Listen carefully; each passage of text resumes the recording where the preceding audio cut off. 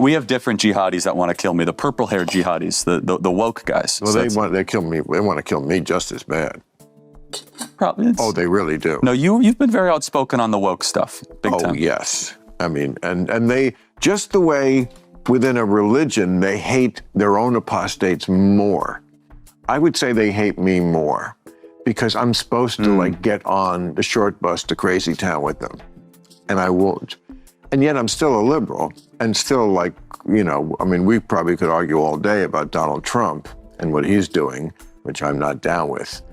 But, you know, it's always the people who are closest who think, oh, gosh, you shouldn't have, you're a traitor. So let's talk about Bill Maher. Yep, that Bill Maher. The guy who has made a career out of saying whatever the hell he wants, no matter how much it upsets people. He's been hated by the right for years, but lately, it's the left that wants his head on a platter. Why? Because he dared to do the unthinkable. He had dinner with Donald Trump. Now let's just pause right here. Dinner, that's it. No blood oaths, no campaign endorsements, no shady backroom deals, just two men having a conversation. And yet, the reaction from the left was like he'd personally handed Trump the nuclear codes. Larry David, yes, that Larry David, basically called Maher a traitor, compared Trump to Hitler, and tried to brand the whole thing as some moral collapse of Western civilization. And the funniest part? Trump saw it coming. He knew exactly how the left would react. In fact, Maher said that during their conversation, Trump actually agreed with him about how toxic the outrage mob on the left has become. So MAGA fans, don't worry. Your boy gave me nothing. Just hats. Hats and a very generous amount of time and a willingness to listen and accept me as a possible friend, even though I'm not MAGA, which was the point of the dinner. My favorite part of the whole night was we were standing in the room. We were. And he said, you know, I've heard from a lot of people who really like that we're having this dinner. Not all, but a lot. And I said, same. A lot of people told me they loved it, but not all. And we agreed. The people who don't even want us to talk, we don't like you. Don't talk, as opposed to what? Writing the same editorial for the millionth time and making 25-hour speeches into the wind?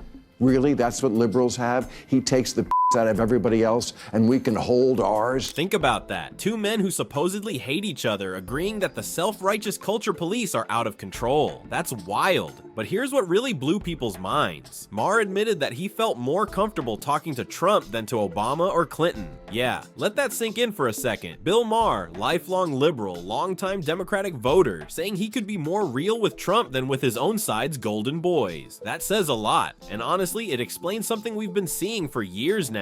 He laughed. I never felt I had to walk on eggshells around him. And honestly, I voted for Clinton and Obama, but I would never feel comfortable talking to them the way I was able to talk with Donald Trump. That's just how it went down. Make of it what you will. Me, I feel it's emblematic of why the Democrats are so unpopular these days. He was even okay when I checked him on the orangutan lawsuit. He was.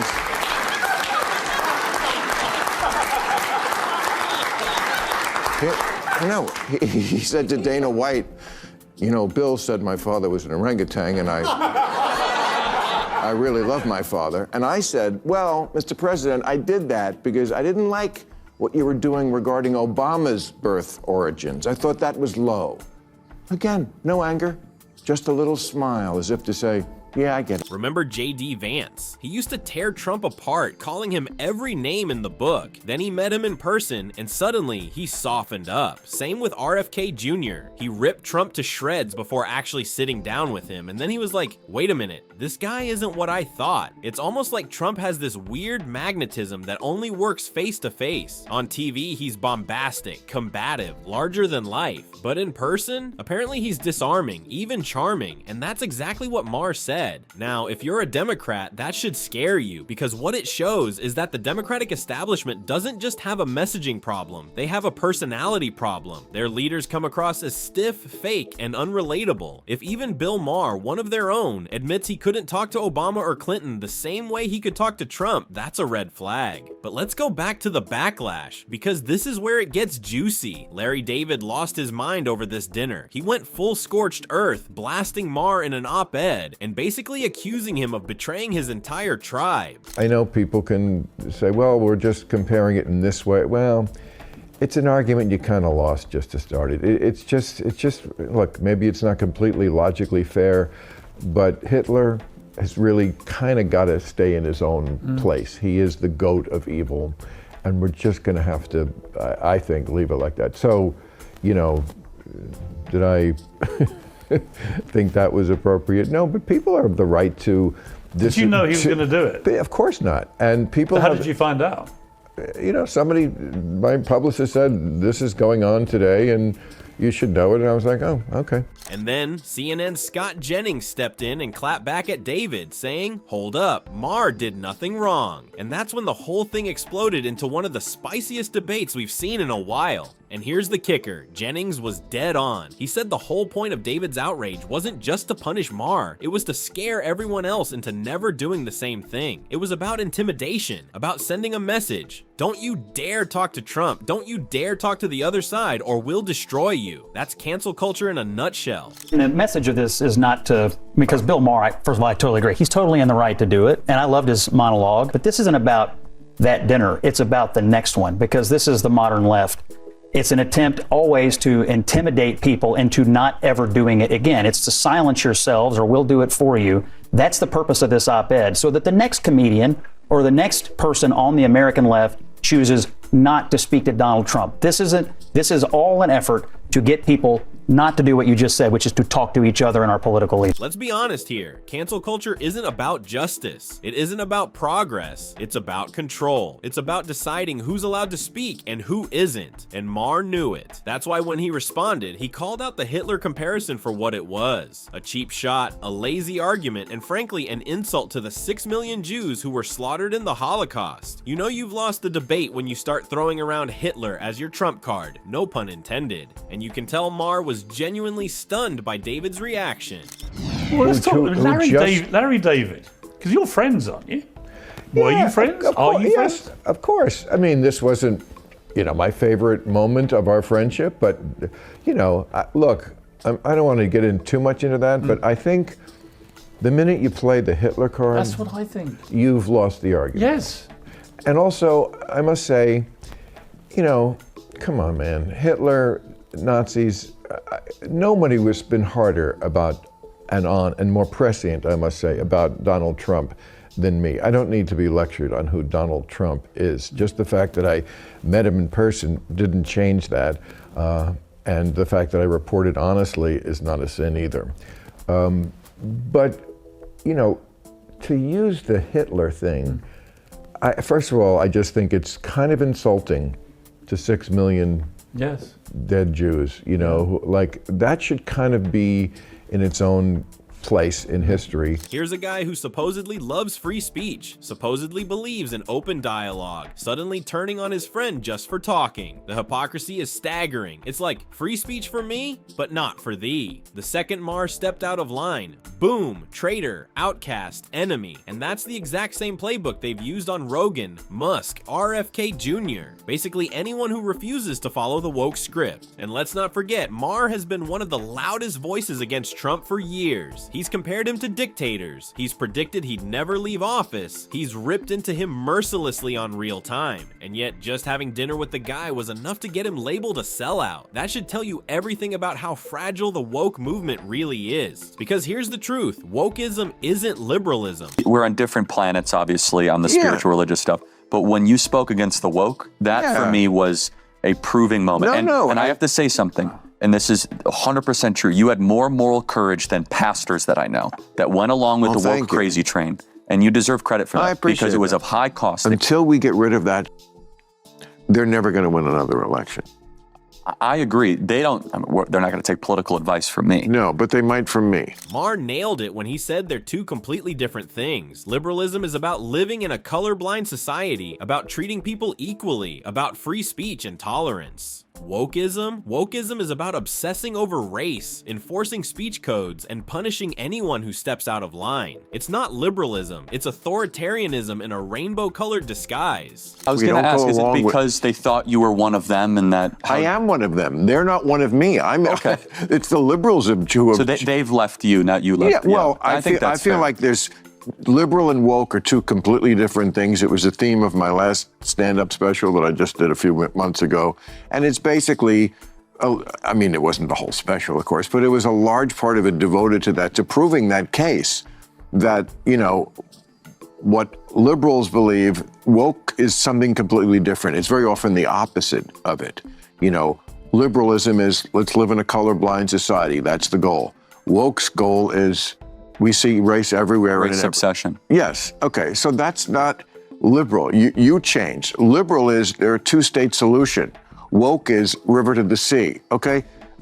So just don't take my word and say you're that. And honestly, that's why so many lifelong liberals are starting to walk away. They're sick of being told what they can say, who they can talk to, and what they're allowed to believe. They're sick of being policed by a loud, toxic minority that pretends to speak for everyone. Maher said it himself. These people aren't even the majority. They're maybe 10%, but they're loud. And for too long, the rest of the party has been too scared to stand up to them. But here's where it gets interesting. Maher isn't scared. Rogan isn't scared. Musk isn't scared. RFK Jr. isn't scared. These guys are willing to say, nope, I'm not boarding your short bus to crazy town. And every time they refuse, more people see through the illusion. More people realize that woke culture isn't about justice. It's about conformity. And you know what? The more the mob freaks out, the weaker they get. They could. And they should. Not the 10%, but that's 10%. But they're very loud.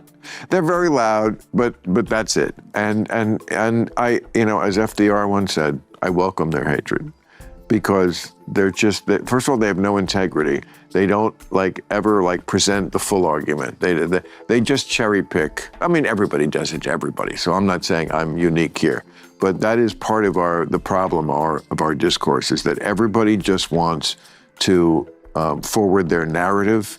No one is really interested in the full truth. Just the truth. Just give me the truth. Every tantrum, every smear campaign, every over-the-top accusation makes them look more ridiculous. Calling Trump Hitler because Bill Maher had dinner with him? Come on, that's not serious political discourse. That's playground-level name-calling dressed up as morality. Now here's the big picture. If Democrats don't break free from this madness, they're doomed. 2028 won't just be another election. It could be a political bloodbath, because regular Americans are tired. They're tired of being lectured, tired of being divided, tired of watching their leaders obsess over nonsense while ignoring real problems. And if the Democrats keep letting the woke mob call the shots, they'll lose not just elections, but credibility itself. We have different jihadis that want to kill me. The purple-haired jihadis, the woke guys. Well, they want to kill me just as bad.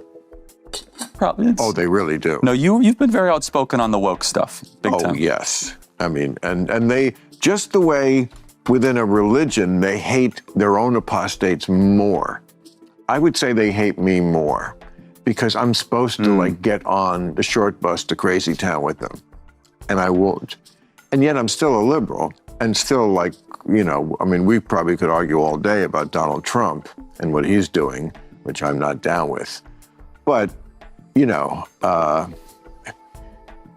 it's always the people who are closest who think, oh gosh, you shouldn't have, you're a traitor. And let's be real, Maher isn't endorsing Trump. He's not switching sides. He's not suddenly a MAGA warrior. He's still a liberal, still critical of Trump, still voting blue. But he's also honest enough to admit when the left is being insane. And that honesty, that's exactly what the woke mob can't stand. Because the one thing they fear more than Trump, more than conservatives, more than Republicans, is independent thought. So when Maher says, I'm still a liberal, but I'm not joining you on the crazy train, they lose it, because to them, apostates are worse than enemies. The guy who was supposed to be one of them suddenly breaking ranks. That's unforgivable, and that's why they hate him more than they hate actual conservatives. And honestly, that tells you everything you need to know. This isn't about politics anymore. It's about loyalty tests. It's about tribalism. It's about enforcing an orthodoxy where questioning the dogma makes you a heretic. And that's not progress. That's religion. That's fanaticism. That's why Maher calls them purple-haired jihadis. Because the rage, the purity tests, the demand for unquestioning loyalty, it's not liberal. It's cult behavior.